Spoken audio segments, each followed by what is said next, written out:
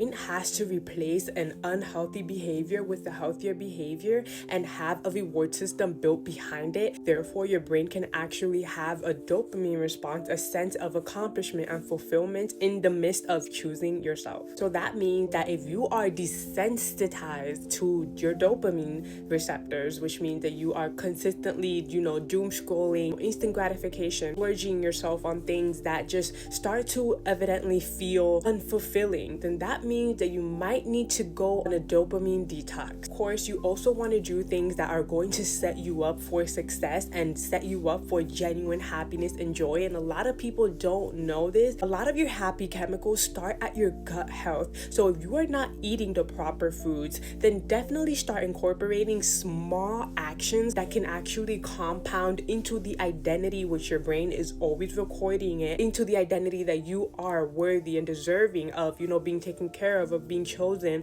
of having, healthier behaviors take part in your life over the old unconscious behaviors where you would mindlessly do things that you knew logically were not good for you, but you still decided to partake in those anyways. You are still showing your brain that you are not worthy and deserving of a change that could actually stick. That's why reframing and renewing your mind does not come after shaming yourself or, judging, dismissing, and trying to logically intellectualize why you've been behaving this way. But it's about literally training your brain as if it were a muscle to be exerted. Put into action and give your brain evidence. And once you set a reward system behind the evidence, meaning you get to check it out of a checklist, or you get to buy yourself flowers at the end of every accomplishment, every time you either stood up for yourself, succeeded in completing a class, or you woke up early that day, and you get to treat yourself with some things that are small, they actually create